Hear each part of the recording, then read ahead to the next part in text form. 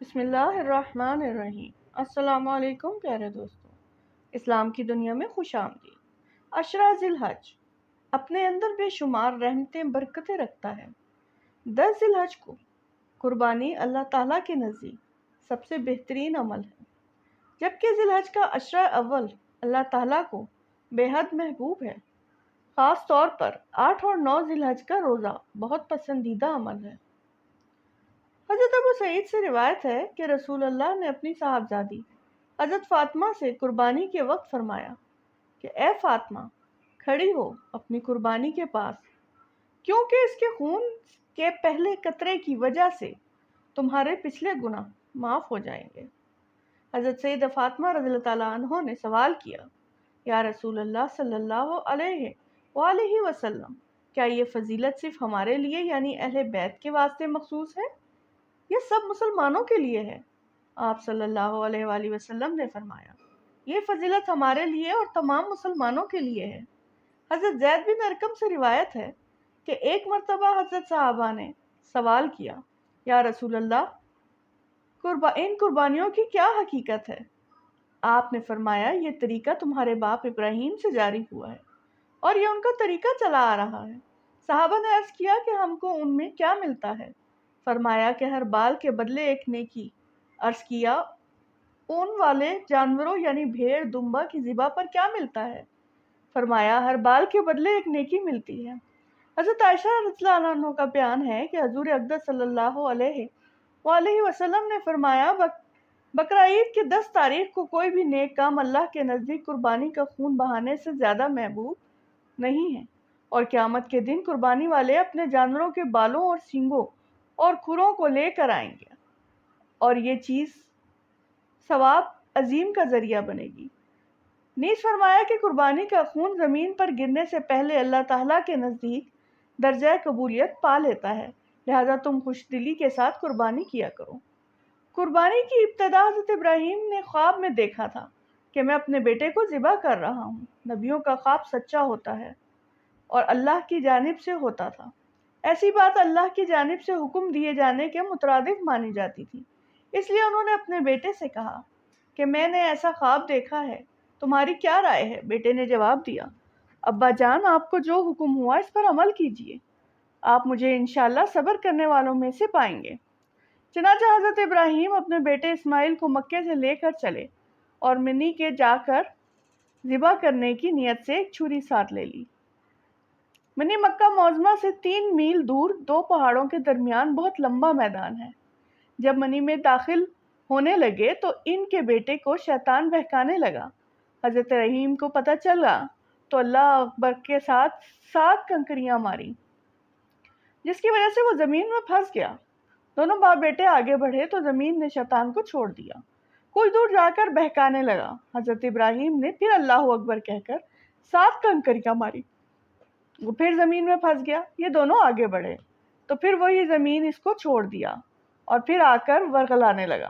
حضرت ابراہیم نے پھر اسے اللہ اکبر کہہ کر 7 کنکریاں ماری، پھر وہ زمین میں پھنس گیا، اور اس کے بعد آگے بڑھ کر حضرت ابراہیم نے اپنے بیٹے کو پیشانی کے بل لٹا دیا۔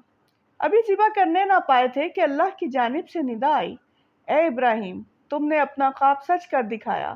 پھر اللہ پاک نے ایک مینڈھا بھیجا جسے اپنے بیٹے کی جانب سے حضرت ابراہیم نے ذبح کر دیا۔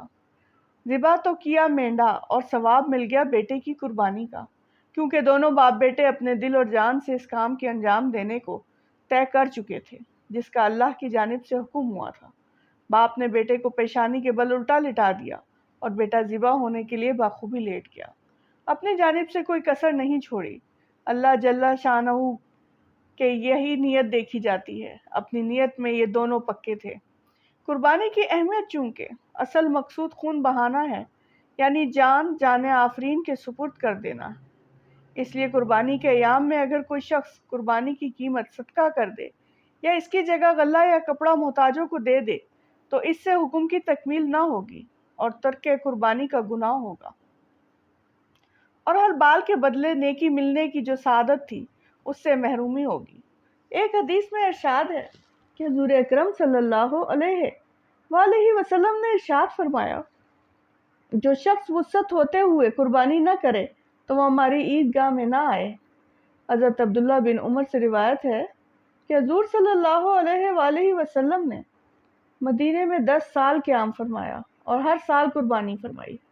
इन हदीसों से कुर्बानी की बहुत ज़्यादा ताकीद मालूम हुई। हजूर अक़दस सल्लल्लाहु अलैहि वसल्लम के पाबंदी से कुर्बानी करने और इसके लिए ताकीद फरमाने की वजह से हज़रत इमाम अबू हनीफा ने अहले सुन्नत पर कुर्बानी को वाजिब कहा है और फरमाया है कि साहिब नसाब पर कुर्बानी वाजिब है।